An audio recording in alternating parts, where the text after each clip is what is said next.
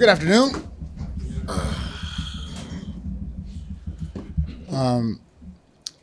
Had an opportunity to go back and go through the film. I had an opportunity to go and meet with the coaches as well in all three phases of the game. We just didn't do enough. We didn't execute when we needed to at the end of the half or the end of the game, and it's disappointing. And this is it's a true loss if we don't learn anything from it. We're going to use this as a teaching experience, and so talked about it. At the beginning of the season, what success looks like for me, and that's just getting better each and every week.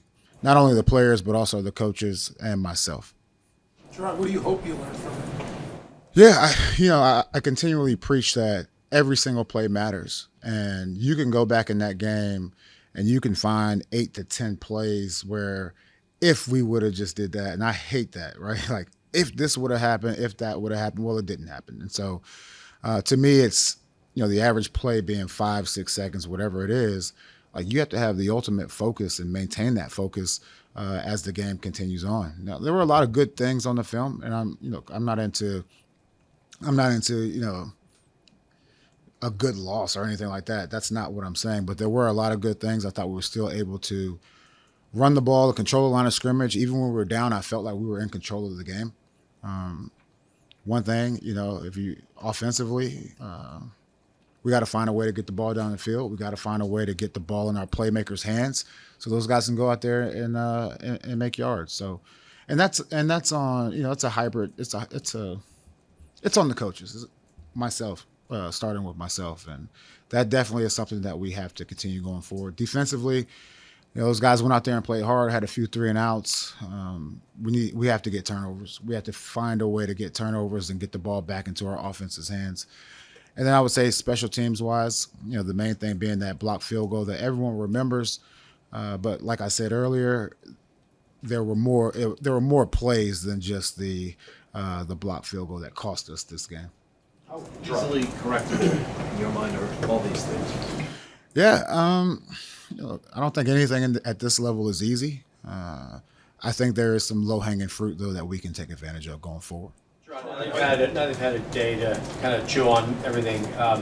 Would you have done anything differently, either with the 4th and 1 in overtime or the clock management, the way you guys called the end of the first half? Yeah, I don't want to get into, if this would have happened or looking back like that, and dealing in hypotheticals. I made a decision, and, it's a decision that I have to live with, and I'm willing to take the consequences either way. And all of those key decisions, whether it's to take the ball going into overtime or not taking the ball like those are all things that can change on a game by game basis, and also the flow of the game. And so maybe the defense is playing great or the offense is playing great, and all those things come into play. So I wouldn't change anything, but at the same time, to your point, you have to go back and evaluate just that whole operation.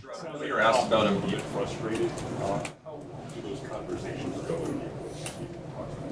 Look, all of those guys in that locker room want to play football. All of those guys in the locker room want to help this team win. And if they're not frustrated, then that's an even bigger problem. And frustrations, every single week someone's going to be frustrated. Every single week you're going to have to put more on one side of the ball or more on one individual than the other just based on matchups alone. And, if you're not frustrated, that to me just says a lot. I know you were asked about him yesterday and today, but do you have any update on Chuk's tour and whether you expect him to be available for you again this season? Look, Chuk's left the building. He's not with the team. He's doing some thinking, but at this point in time, he's not with the team. So I don't want to get into that. I told you guys I did give him a call. We had a good call, and had nothing to do with football or roster spot. It had everything to do with just making sure that he was okay. After Bentley went down, was Duggar at the green dot, and how do you feel like communication went after the injury? Yeah, the communication was good, and it was Duggar. And remember, Duggar did it all last year as well, so it was not anything new for him. I've always been a huge believer in like a linebacker having the green dot, but I'll tell you, the way Duggar played yesterday as a whole and able to handle the communication, he definitely filled in for that role.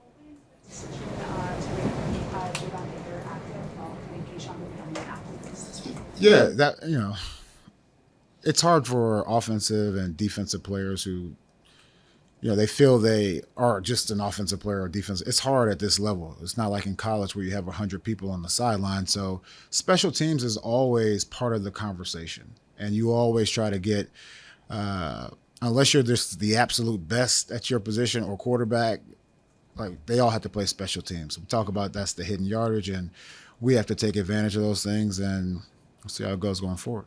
What was that atmosphere like coaching in your first overtime game, having control of everything that the team was doing offensively and defensively? It was great. It was great. Unfortunately, we walked away with an L, but it was good to be home. I thought the fans came out and, they were loud, and I'm disappointed we weren't able to deliver a win for them.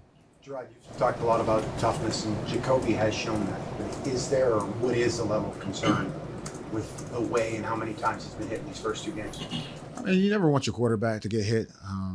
We have to do a better job in our pass pro up front, and we have to keep him clean, because even when he's not getting hit, or any quarterback, if they're back there and they feel people around him, it always is going to affect you a little bit. Now, in saying that, I've always said, look, Jacoby's a great leader. He's a competitor, but he's also he's a very tough player, mentally and physically. And look, we'll try to keep him clean going forward, but look, he has shoulder pads on just like everyone else, so see how it goes. Do you have any injury updates regarding Bentley and, I guess, Jacoby? Yeah, so those guys are with the doctors right now. We had our injury check this morning, as I told you guys yesterday, and I'm still kind of waiting to hear back on some of that stuff. Yeah, he's another one. Like, the injury check was this morning. Some of these guys had to get MRIs and second opinions. So to me, I probably misspoke when I said, you know what, I'll be able to tell you at this press conference, because once again, and look, in full transparency, but once again, you can give the team diagnoses, but a lot of these guys, whether it's them or their agents, want to get a second opinion. So I don't feel comfortable talking about that until they get their second opinion.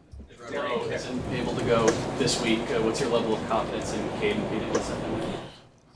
We'll have to see. He's had some good snaps for us, and that's what it's all about. It's next man up mentality. I know it sounds very cliche or very corny, but that's the world we live in. Like, this is the roster that we have, and we're gonna make do with it. Where do you see the challenges for the offensive line? Are they individual issues for the players, or is it collectively? Well, I would say, let's start with the run game. The run game, we talked about being tough and physical up front. I think we've shown that in preseason and through these first couple of weeks of the regular season. In the pass game, I would say there were spurts of clean pockets, but it needs to be more consistent. I would also say, as we got into the second half, I'm not telling you guys anything you didn't see, but as it got to the second half, our pass pro kind of broke down a little bit more. I still believe that we have a well-conditioned team. But I would say on both sides of the ball yesterday, you saw a lot of hands on hips, and you have to be able to push through that adversity and still be on the same page and ultimately execute.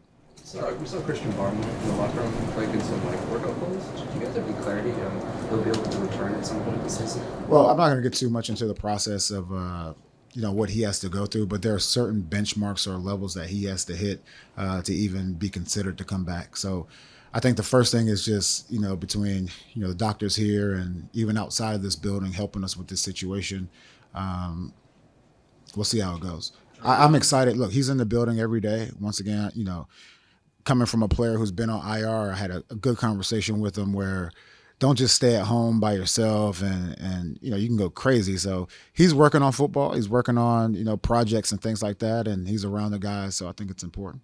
With the short week, as your time as an assistant coach and even going back to your days as a player, what does this team need to do in order to be ready to go come Thursday night? I think the first thing is to recover. That's the first thing. And so in saying that, we're going to bring the guys in late every day this week. They'll come in around 2 o'clock. I think it's important that those guys rest up, and it also gives the coaches an opportunity to get the game plan all put together. So that's the first thing. And secondly, it just comes back to executing. When you're sore, when you're tired, that's what it really comes back to.